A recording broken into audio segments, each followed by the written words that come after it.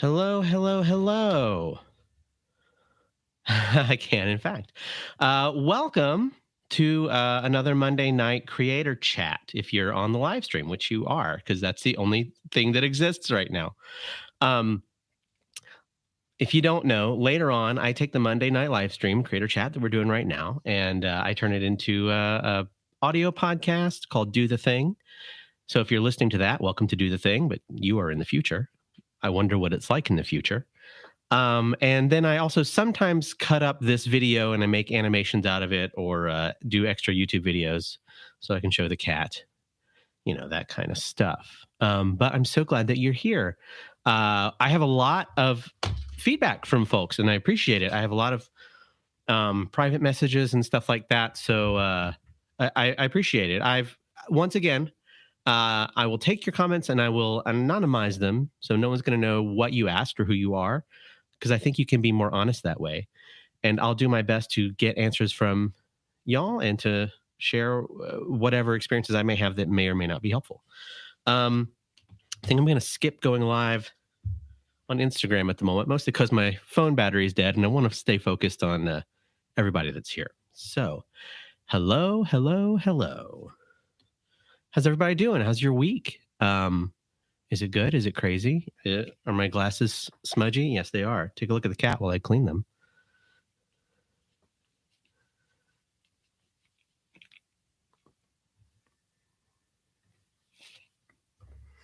Okay. If you haven't seen the setup before, by the way, this is the camera where I go, hey, let's go to camera one and let's get serious. Let's talk about creativity and blah blah blah. And yeah, but usually we're over here. Okay, welcome everybody. Wow, good room today. All right, fantastic.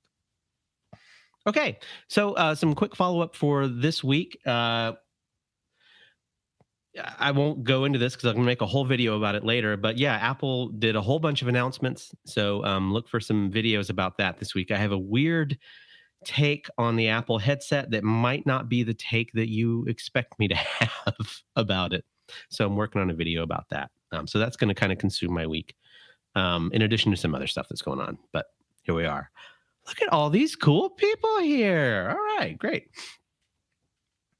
Okay, let's jump right into it. I had enough stuff that I sort of had to break things down into some categories. We've got just some general feedback, just some thoughts that aren't questions that you had, and I'll share those. And we've got some really good questions. I have too many questions to cover tonight. But a lot of the questions that I do have, some of them I've noticed kind of condense into some related themes. So we'll get to those. That'll be kind of cool. Uh, yeah, Apple Vision. Yikes, I agree. I'm excited about it, but I am worried if that's our future. Okay, anyway. And then we have some, our last thing we have is some, our penultimate thing is some actionable advice that you have submitted. So this isn't really like an advice show from my point of view. I don't know anything. I'm not going to sit here and pretend to give you advice or tell you what to do. But what I want to do, and I want to continue sharing things that are kind of muscular, things that actually work. So stuff that you actually do that has worked for you, or you've learned doesn't work for you. That's practical, that's real, that's actionable. Again, this isn't a fluffy advice show or like a dumb, like 101 hacks to, be perfect on Pinterest. Pinterest? Anyway, you know what I mean. I'm trying to share stuff that's, real. And the last thing is, we probably will get to another day, but just some of you are putting out there some ideas of creative things that you want to try, some projects. And I'm going to let a few of those collect before I share them because it's cool to hear how different those ideas are. Okay, great. So I'm going to get started. If you have some ideas, some questions as we go, please pop them in the chat. YouTube is the only place that we're going to stream from tonight, just to keep it simple. Okay. Let's see.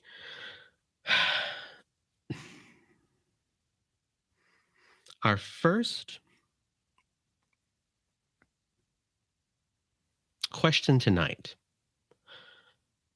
how do you find the right collaborator? How do you find the right person to work with in a creative endeavor? So while you think on that, here's what I think. I think first you've got to know if collaboration is your game. Is that your thing? Not all artists are collaborators. And that's okay. Like there can be a lot of artistic cultures that theater comes to mind that push you to work together. And it's the ensemble, and it's the team, it's the ensemble, and that's cool. That has value, that has merit, that is valid. Sometimes the individual gets crushed in those situations, and sometimes the contributions of the individual, if that person is really leading that creative group forward in a big way, and even if that person wants to be a good team player and give to the ensemble and create something together, they might start to feel a little burned about never being recognized in a certain way how much of that heavy lifting that they did. I don't know. So you need to know first, you need to know yourself first, right? We talk about that a lot. You got to know you, you've got to be honest with who you are. So if you know that you just don't collaborate well, then maybe don't.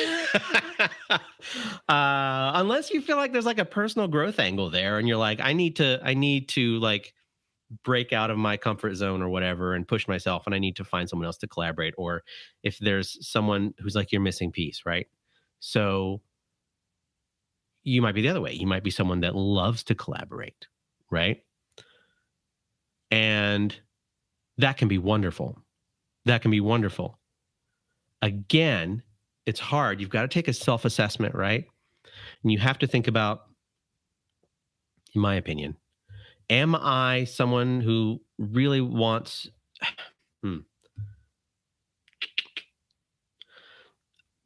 be careful if you're seeking a collaborator. Make sure, in my opinion, that you're not just seeking someone to do the work for you. Do you know what I mean? Oh, I have this great idea. You know what? Ideas are fucking easy, but execution is fucking hard, right? Everyone has ideas. Someone's going to steal my idea. Get over that. Just get over that shit, right? No one's going to steal your idea. Someone's already done your idea. That doesn't mean you shouldn't try and do your idea, because you're going to do it differently. You're going to do it your way. A million people have ideas. Don't ever let that intimidate you. But the execution is hard, right? So if you're seeking a collaborator, make sure it's coming from a real place and that person is who you need and you can have something to offer them, right? I mean, it can be money, but really it can be a shared experience, whatever. You've got to have something to offer them so that it's a real partnership. And then I think you're on the right footing to even start looking for a collaborator, right? That's my laying the tablecloth for that. Hey, Alan, what's up? Alan's going to steal all of your ideas because he has no ideas for. Right. So that's my opinion. And I don't want to be a hard ass about it, but I just feel like execution is really hard, especially good execution. You know, that's like a whole other level. So that might be a really great reason to find a collaborator. There's someone, just logistics, right? There's someone whose skill sets line up in a way that yours don't, and you can help each other. And it might be, what are the practical things that you can offer that person, right? And the reason I say the practical things is, I feel like in arts, we have the warm and fuzzies covered. I love working with you. You love working with me. We're making something cool together, right? And where I want to keep it practical for everybody is, we have to be careful when we're working with an organization, when we're collaborating with an individual, when we're hired by a company or a group. We have to be careful that we don't let the warm and fuzzies take advantage of you. Right. And again, I'm not talking about stealing your ideas. I'm talking about giving away so much of yourself eventually for somebody else and someone else's dream, that you have lost whatever your fire was. Right. So if you're looking for a collaborator, in my opinion, put yourself in their shoes first, right? Make sure you're not taking advantage of them. Um, your intentions need to be good. Your deliverables need to be as honest as as your intentions, right? If you can pay them, pay them. If you can't pay them, shout their name to the hills and give them all the credit and all the spotlight that you possibly can for their contributions. Make sure that they feel seen, right? Or do whatever else you can so that this is a real fair partnership and collaboration. Hey, Chris. So, I mean, that's kind of my opinion.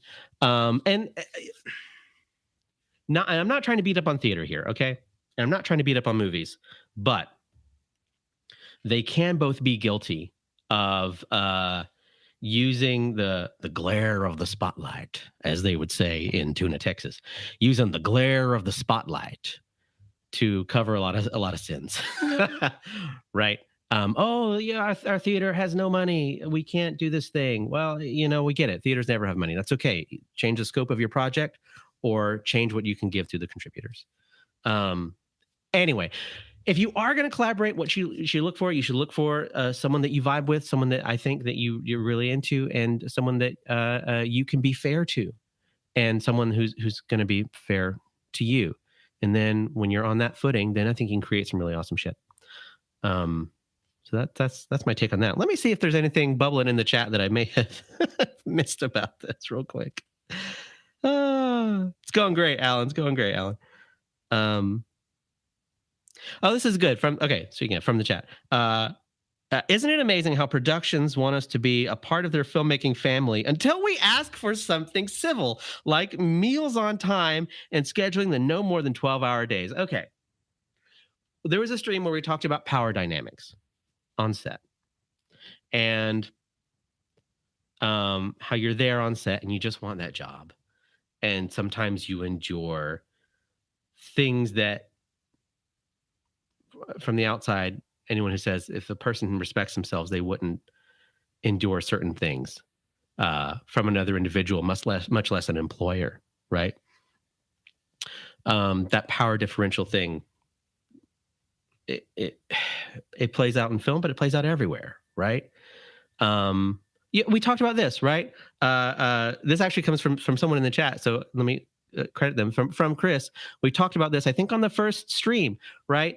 You're reaching out, right, to get help that is offered to you, and you're reaching back to bring that next person along, right? If you're not that middle link of the chain, if you're not like, if your collaboration isn't that through line where you're like trying to help the person that is kind of where you want to be, and you are like cognizant and humble enough to like accept the help and mentorship of someone who's ahead of you, right? If you're not doing that, what are you doing? We've talked about that. So Seva. If you have no power as a boom op, Alan, just get it from the Jennies, right? Isn't that what we're supposed to do? Isn't that what you do? Yeah, the film industry, it's wonderful, it's magical, it's like theater, but it's also like a job, and the power differentials are real. I mean, look at all the stuff that came out, like, you know, Me Too, and the dynamic, the disparity of, it's like, I don't know, there's a lot of like, there's race stuff at play and class stuff at play, right? All through society. Okay, but we're getting a little bigger. Let's bring it in. Oh, this is nice. Just like every friend wouldn't make a good roommate, not all friends are great collaborators. That is true. And sometimes you have to decide, have you ever had this? Have you ever had this?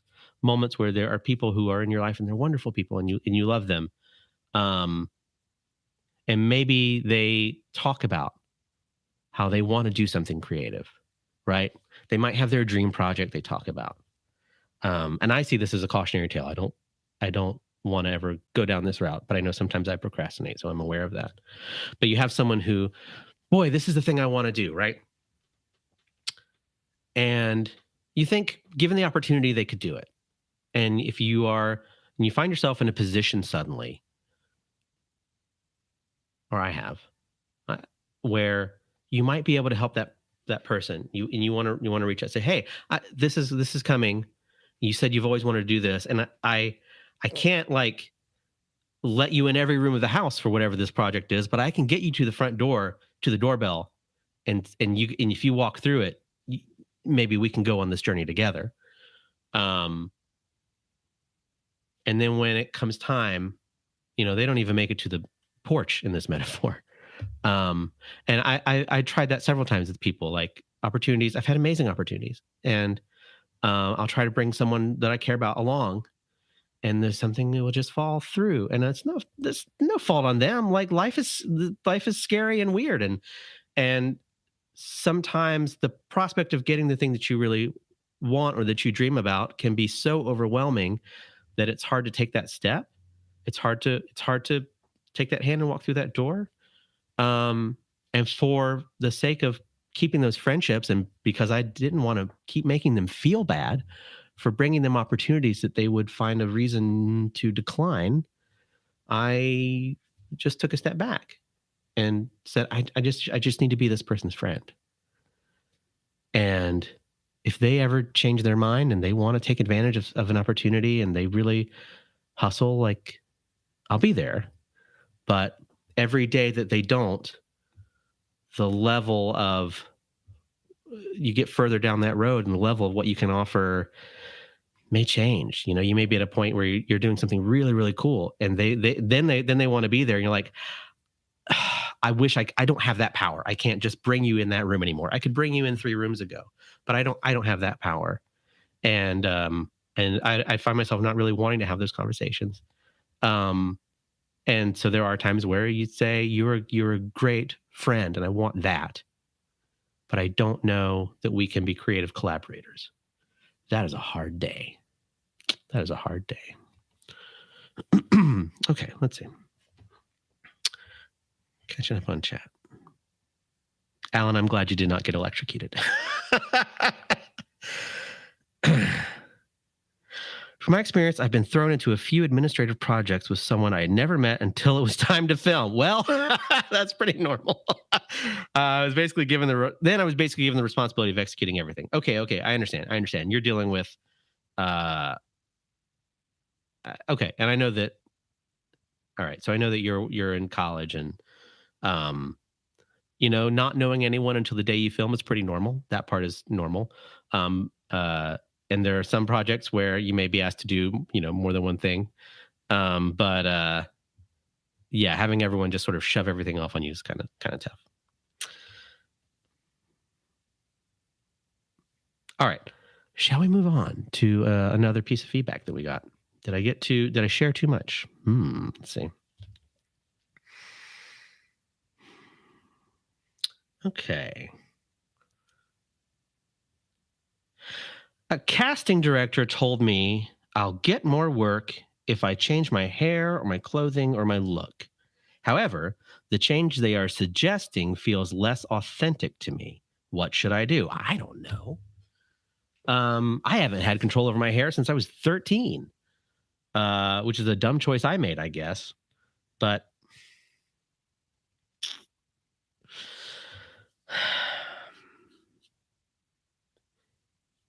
I don't know because I can't sit here and say that, like, I don't stay in a certain lane because I feel like that's where I'll be cast best out of. I had a conversation once with my agent. I said, "Hey, I'd like to lose like 30 pounds," and they said, "Don't you worry about it, honey. You go ahead and lose all the weight you want because this won't change." But I think about SL, and she's always wanted to, like, be able to have cool hair and, like, do cool colors and that kind of stuff. And she's like, I just can't. Is that just the price of admission? I don't know. But we're talking about changing your look. We're talking like a John Cougar Mellencamp scenario, aren't we? You sound cool if you're John Cougar. I don't think that's going to fly anymore. I think, look, authenticity is definitely like the most overused word of the past 10 years, but I do feel like, for better or for worse, which is tough as an actor, right? This is kind of what I am. So I'm kind of lucky that the things I book are kind of what I am. I noticed when I kind of not quit trying, but when I stopped shaving and I let my hair grow out and that kind of stuff, and it's just like, fuck it, I started booking a lot more. but that was me moving towards being more authentic.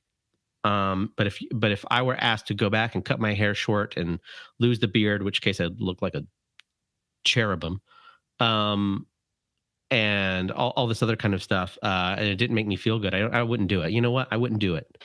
I wouldn't do it because I think it would demean everything else that I'm trying to do. I would rather be successful or fail as me than as than not, because when I book the gig and I get in the room, they're going to make me look like whatever they want.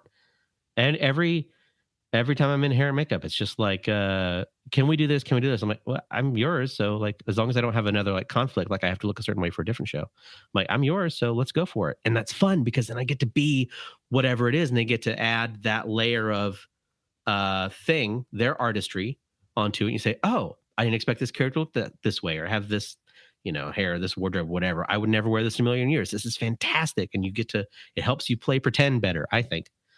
Anyway, no, I wouldn't change you. That's it. That's my opinion. I wouldn't change you. Fuck them. Be yourself. Because be yourself, because your whole job is to be someone else for a living anyway. And you're going to be yourself when you walk in the room anyway. So I hope that when they see you, they have the imagination to see, and you can show this in your reel, the different kinds of parts you play. See that this is, who you could be. I don't know if there's anyone in the room that knows better. I know there's some experience in the chat from the other side of the table. Please let me know. If you're not comfortable doing that in chat, you can message me privately and I'll try and pass it along. But I know there's some points of view from the other side of the table around. So, okay.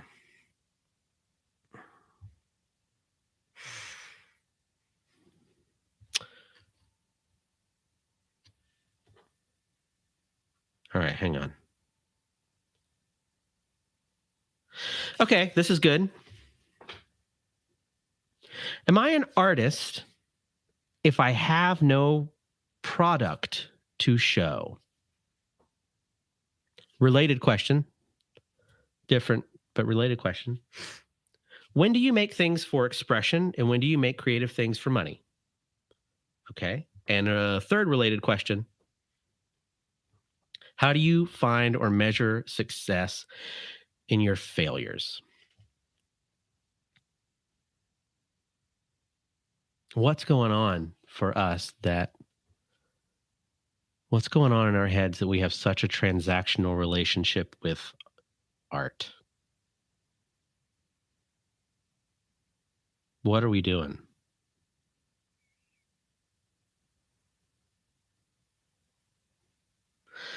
All of these questions. Capitalism, yeah. Yeah. But all these questions are transactional. And yet, if we didn't have that relationship with art, the structures in society were not in place to get that to a lot of people. Because even now, that still takes a lot of money. In theory, they tell us it does. And you keep passing that check, that bill to somebody else. And I can't really address the systemic stuff, right? But I am curious about why do we like, that's what it is. Like, why do we get so hung up on the transaction part of it? Not even money, but like, I'm happy that there's a lot of people in the room tonight. I feel better when there's this many people in the room, right? That's weird. Isn't that weird? Would I do this in an empty void? I guess I have. That's when I shoot a solo like YouTube thing, like I'm about to do this week for the freaking VR headset thing. I'm going to be spending all week shooting a video by myself and my beautiful cat. But why? Well, okay. So I see in the chat, because you're an artist. Well, but what is that? What the hell does that mean? I have done this a lot for nobody, right?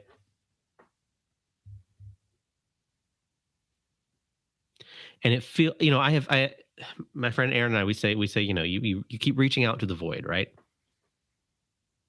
And the past couple of years, the void has started reaching back. And I can tell you that feels better when, unequivocally, when people reach back and say anything, good or bad, just that they've seen whatever is the thing that you created, that does feel better. Is that transactional? Is that connection? Is that connection?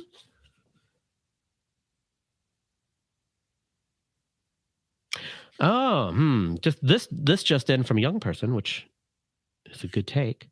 I feel like the transaction part of it is so emphasized because it's glorified on social media. Well, and what you do only matters if it goes viral. Damn. How do we get there? Is that our fault? Oh, damn. That's not sustainable though, right? Or if it is, are we seeing that play out right now where everyone can have that 15 seconds of fame, right? Everyone can have something go viral for like a blip, right? Well, not everyone. Everyone doesn't scale.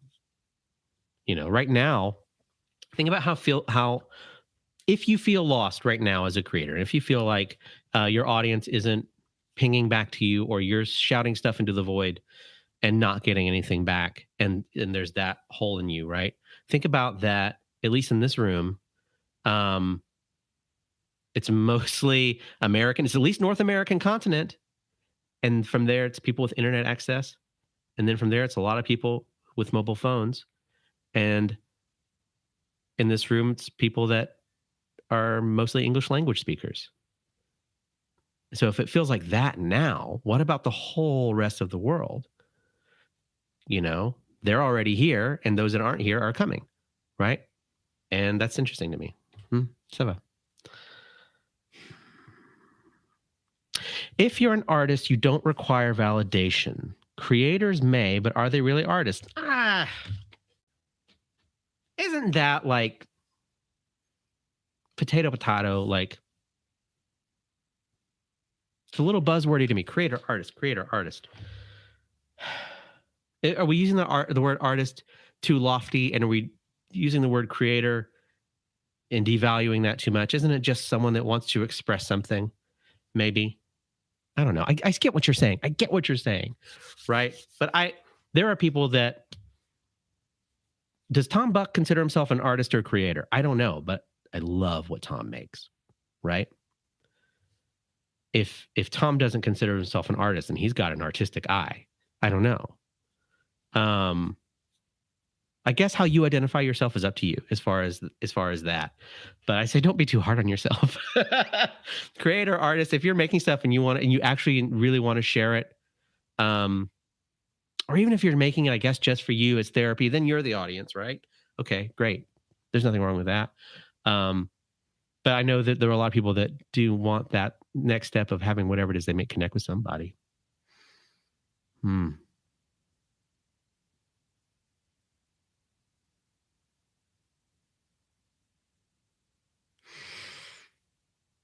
If you're an artist, you don't require validation. That sticks with me.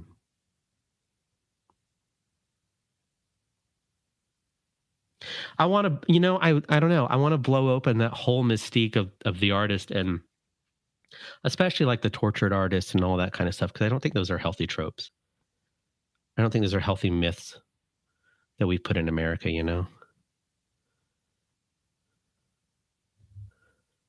There are people that spend years working so hard on a project they are passionate about, and it's their life. Then an 18-year-old creates videos of herself in skimpy outfits, and it had 1 million followers in a couple of months. I get it. Okay.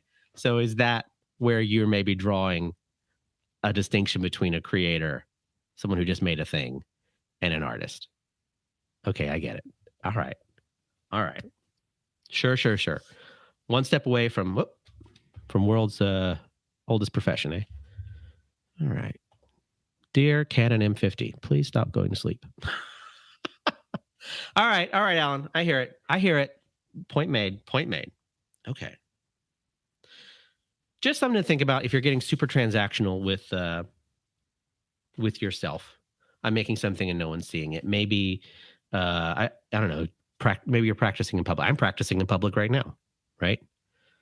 Ever since the first stream, it's like, I don't know. Here, let's try stuff, and it's just fun to talk to folks. So, okay, okay.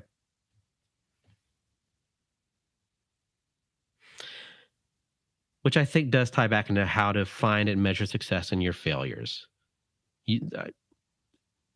Not to be trite about it, but I think you learn so much more when you fuck up than when you get it right. You learn a lot from when you get it right too, but I think you learn more from when you get it right because you've applied what you've learned from fucking it up last time. Right? Like, oh, okay.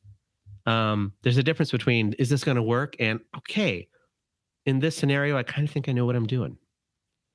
Yeah.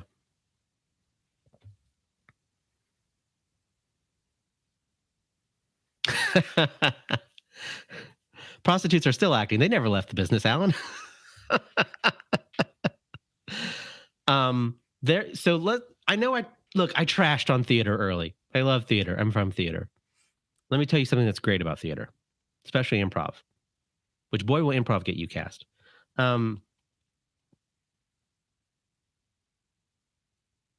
Is being willing to fail all the time in a short span of time, being willing to put ideas out, try them, they fall flat, right? It's very, again, very muscular in a way that is different than like when you're learning to play an instrument and you're not able to get the scale right or whatever. When you're up there and you're trying stuff in front of an audience and the audience immediately doesn't go for it, especially in a comedy, right? And you have that real time feedback together of like, let me try this, you hated that, let me try this, you like this, let me try this, you're interested in this, let me try this made you sad. Oh, okay, all right, cool, right? If you're able to like cross that skill over into other stuff and put that kind of analytical, if you're doing a play especially, and you've got those two brains running, one is like you're here, you're doing your lines, you're working your thing, you're in the moment with your actor, and the other is your timing and the audience reaction and the marks you've got to hit to go along. If you can put that into other areas of your life, right? I do think there's ways to transfer that skill. So trying things, being willing to fail, learning from that. I think that's very powerful. Yeah. The prostitutes have the best agents. That's true. Yeah. Our friend got it right. Okay.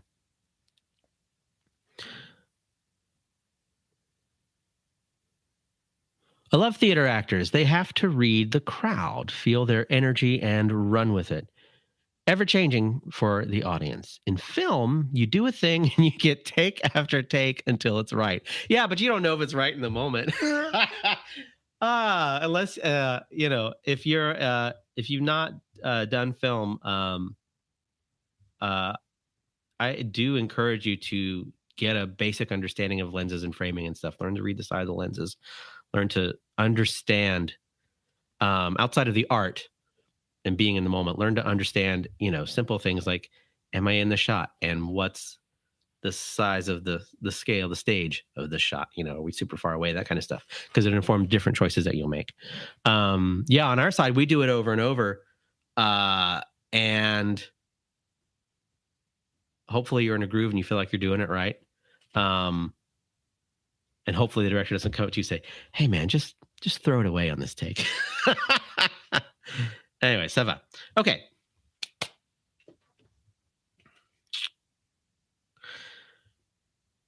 This is, let's switch gears for just a second. This is a piece of advice from an audience member who's not in the chat at the moment. This is sort of a little outside of work. Don't get so focused on one goal that you miss out on an opportunity to learn something else you might love about the creative process.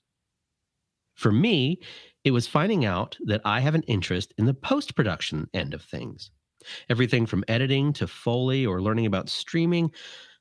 Although I understand very little about the software and hardware involved. However, when I get a chance to learn about those things, I find it satisfying.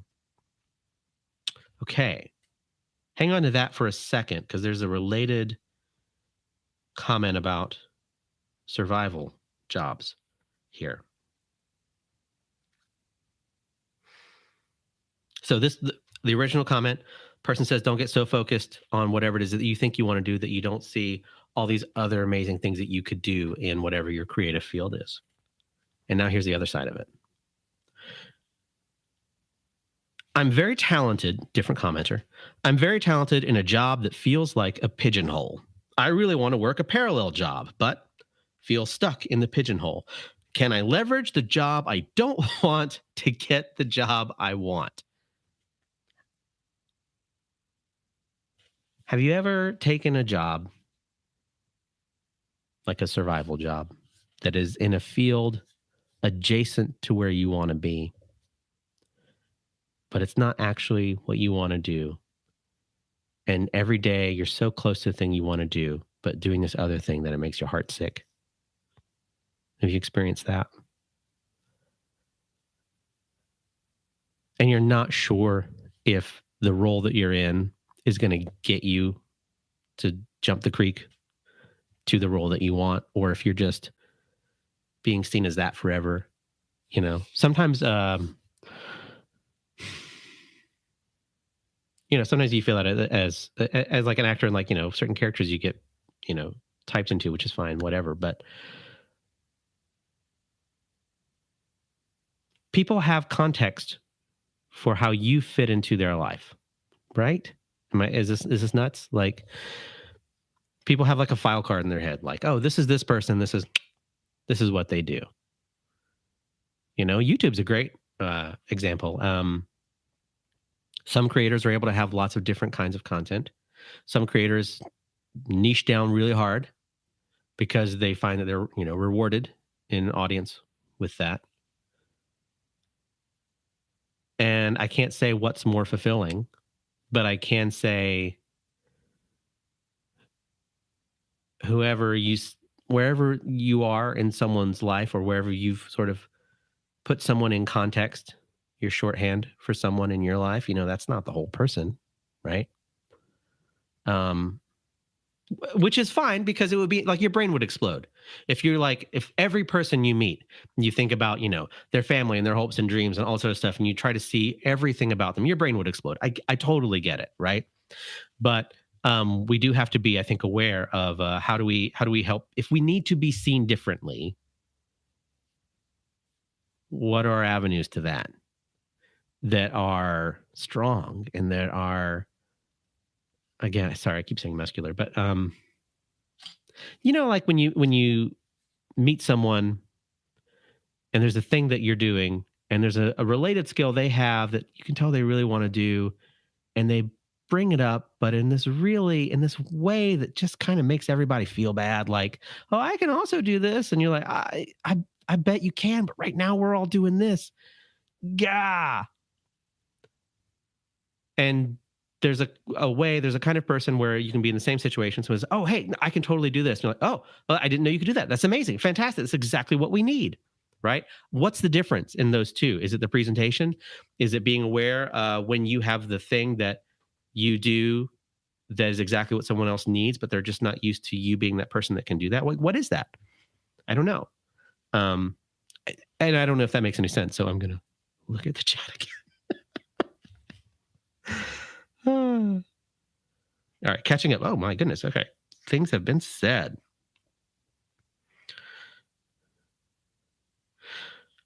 We'll talk about Twitch in a second. Sure. Sound has to nail it every take. Actors are having to repeatedly bare their souls on camera until the camera move is just right. Does that take anything out of it for you? Ooh.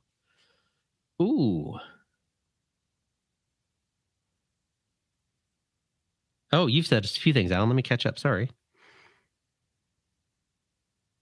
I'll pin that question. I'll come to it. I want your take on this, Jeff. One thing I've said quite often now is that in recent years, I've been seeing a trend where movies are getting less about performance and more about getting the shot right. Yes, we feel like directors are scared of us and that they hide behind their monitors, or that they just hate us. That happens. not everybody feels that way, but some days it feels that way, especially younger directors. It's weird. It's weird. Maybe there's some insight that you have, by the way, on why is every, and I don't do non-union stuff anymore because I'm union now, but I remember it felt like, why was every non-union commercial director, why was every commercial felt like their magnum opus? You know, this commercial is going to be amazing. And we're going to shoot 100 million frames a second on this Phantom on a track, and it's going to be this art piece, and blah blah blah. And we're going to fight with the client because this 15-second pre-roll is going to be art. And then TV directors maybe don't give you the time of day and just want to go home. Is the difference in experience level? Is it, you know, that commercial gig will get them to become the TV director who didn't just go home to their family? I don't know. That's just my experience on my side of the table. All right. I've seen actors nail a scene by take 3 and love their performance. Well, that's Dane. Oh, do you love their performance? Let's see. But a complex dolly move wasn't filmed correctly, so it repeats until it's right. Okay, this leads you into your question. The actors have to keep nailing it. Sound has to nail it every take. Actors are having to repeatedly bare their souls on camera till the camera move is just right. Does that take anything out of it for you? It doesn't make the day worse, like, because that's what I'm there to do that day. So it's great. I like getting to, so I edit a lot. And so I talk to DIT and I talk to editors and I talk to those folks when I'm on set. If I'm not nerding out with sound people or whatever, but, and I repeatedly hear from editors, sometimes I wish I just had more options. So look, I love it when we get it in a couple of takes. And I didn't fuck it up. That feels great. But if we are doing a difficult scene and I get to do it a lot, yes, it can be tiring, but it should be because I am trying to do a lot of different things that are, I'm not for the sake of being different, but like of all the possible realities that are my response to this moment or this line or this action,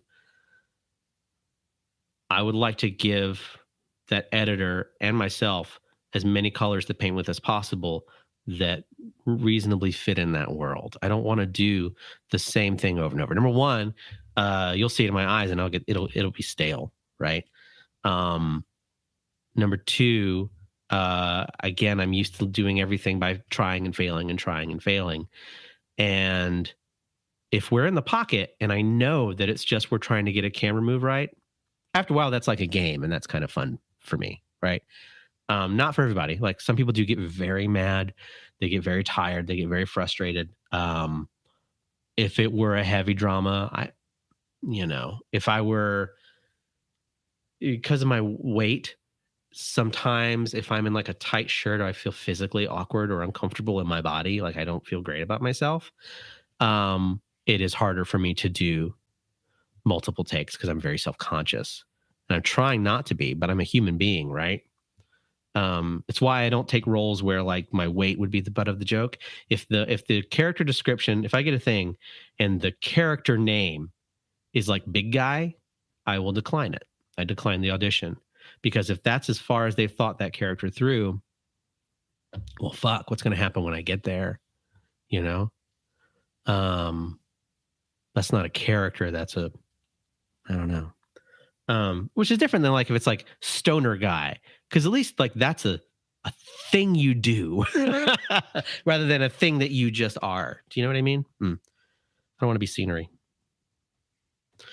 Anyway, so it just depends. It depends on the crew, depends on the set, depends on the day, depends on the role. Can be exhausting, can be like a game, can give you a chance to try stuff. If the director comes back with you, can we go back to like how you were doing it? You know, whatever. That's cool. Like, great. Now I know where you need me. Because like, especially like, because I haven't done, tons of weeks on a show where I'm like the lead or anything, right? So if it's a show that the first season isn't even out yet, no matter how well I read the script, I may not be in on certain elements of not just the tone of the show, but like, the style of the DP and like Will Trent, right? I did a day on that show. I mean, like I'm an arm, like it doesn't matter. You don't see me, but like I would have if that season hadn't been out, I might not know exactly what the style of that show is because it's got the way they do the titles and all that kind of stuff. You know what I mean? So it's nice to get a chance to do it a lot of different ways because you may not know which way fits into the universe of that show if that show's never been released yet. All right, I'm rambling. Sorry about that. Part of TV film directors rushing has to do with locations. It has to do with money, right? Renting a space for longer, street closures, especially here in town, crew availability, etc. All present a factor in how many takes can be made. Yeah. Oh, yeah. Yeah, everything comes down to time and money, right? Right. I love it when I get 4 takes to edit and the actor has given me 4 different flavors to choose from. Right. And if all the actors are experimenting within you know, within the realm of the world, right? Then you can have very different energies to the scene. Because it may be that like this scene could totally be played with energy A, but there's another scene coming up that already kind of has energy A. When we edit, it wasn't scripted that way. The scene was actually over here, so it wasn't a problem how the actors were doing it, but we need to reshuffle it and put this scene over here. But thankfully, in this scene, the actors gave us energy B. And so now I have something good to cut with. And now I have a better way to pace the audience, right? Seba.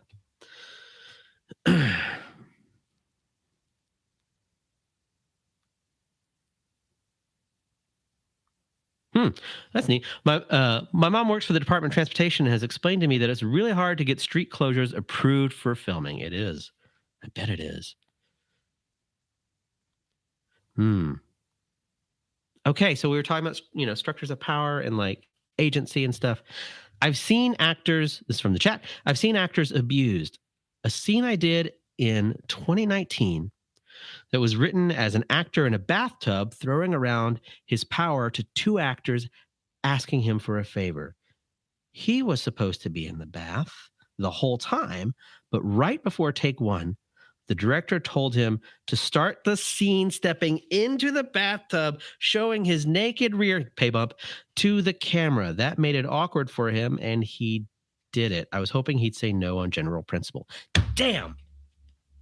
There are days that we want to know that you're on our side like that. Sometimes when you walk on a set, I feel like you don't know especially if the show's been going on for a while and everyone's super tight.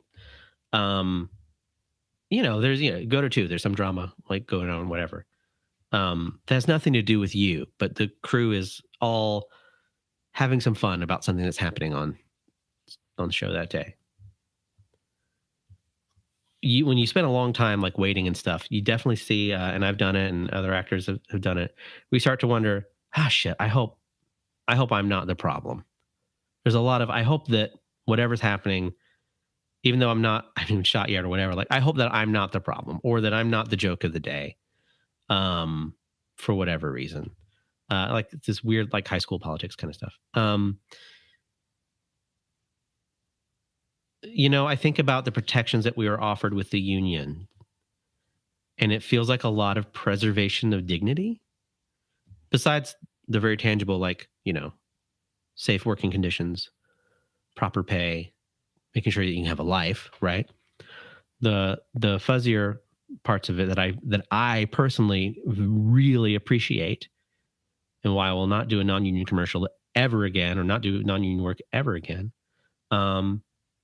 is the articles that try to preserve dignity. You don't want like a trailer or a honey wagon because you're trying to be a fancy ass, especially if you know what those are like, right? You want it because like it's fucking like raining, and I'd like to be able to like not mess up your wardrobe because then that's going to be my fault. You know what I mean? Not mess up, whatever the hair makeup look is because that's going to be my fault, right? Not be cold and then go do a bad job for the thing that you hired me to do because I'm in pain and cold and my back hurts and I'm distracted and no wonder I can't remember a line, right? Um, like just basic human dignity stuff, right? And I want that for everybody. And so there are days where when it does feel better if there's an uncomfortable moment when you know that there's someone in the crew who's like, hey, like, I get it. I watch new actors come on or new crew members or whatever, like, conversations, you'll see, I love it when you see that person who pulls somebody aside. It's like, hey, I know that so-and-so and you've not done this before, but like, it's okay to ask for this or, and it's some basic human need. Like it's okay to go get a fruit snack from Crafty. No one wants you to be hungry. In fact, they spend a lot of money so that like, you can get through the day. It's there as part of the job. And people just being, oh, I don't want to be, an imposition. I don't want to whatever. And giving up all that agency because they want to be in the movie or they want to work in the movies. That power differential, right? That's where I feel like, are they being a good collaborator, the industry, c'est vrai.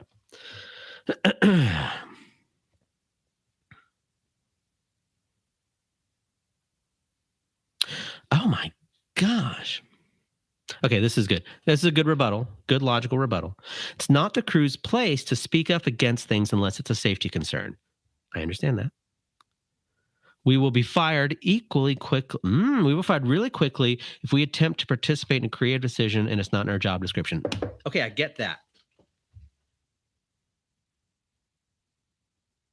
I get that. But I bet you, I think between the lines there of let me not step out of my lane, right? And let me not lose my job. I bet somewhere between those lines is that like human being stuff, like, and again, I understand why people can't, or like, if you're all the way across, like set, you're not going to rep someone, oh, you should, whatever. But a lot of times if you're between stuff and you're hanging out, like you see it all the time, those low key conversations like, hey, blah, blah, blah. I'm trying to help you out. But I never said this. Do you know what I mean? Like those happen. Those happen. I did a biopic with an 8-year-old acting a scene that really happened. That's spooky. In reality, bullies tore her shirt off of an 8-year-old. I bet child labor had some stuff to say. On set, the director wanted to see her bare back, although her entire front was taped up. The entire crew felt very awkward about this, and it angered many of us. Yeah. They ended up cutting around it so that we saw her back briefly while she looked like she was holding her front. But on set, there were a lot of us angered that they were doing that on set. Yeah, that's... Ooh. That crosses some lines. Yeah. So how do we be people in this? How do we... That's so tricky. How do you keep your job, but be a compassionate human being? But I guess that's why we have like set safety hotlines and those kinds of things, right? Yeah, that's tricky. Things get complicated fast. Sometimes you just need a chicken tendy. I agree. Sometimes you just got to eat. All right. We probably should start to land this plane in a second here. Let me see if there's any other cool stuff. Chat, fire away while I check around to see if there is some nuggets that I missed here.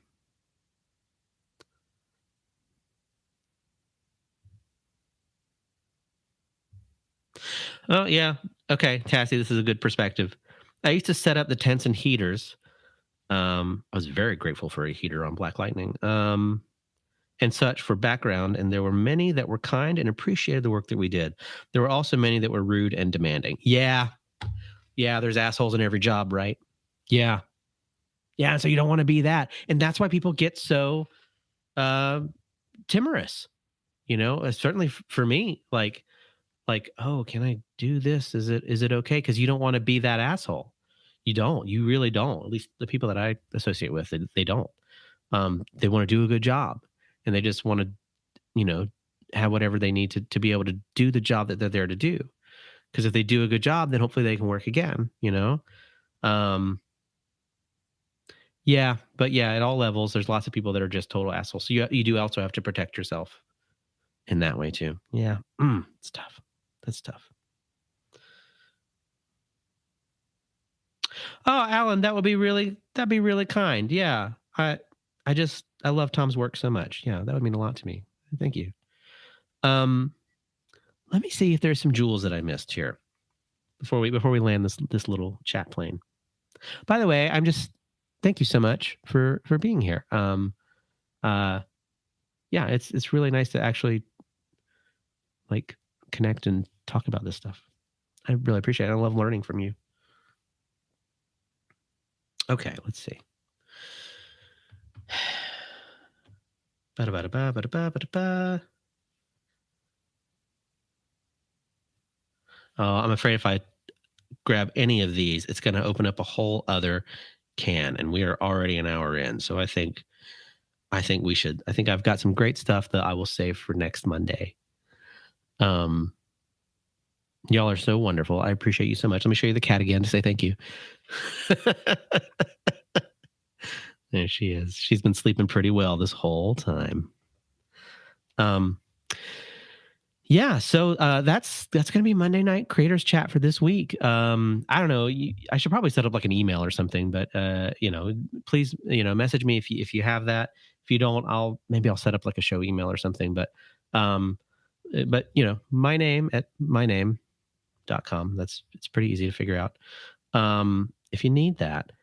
But let's see. Last thing. There we go. But yeah, I just want to say thank you so much.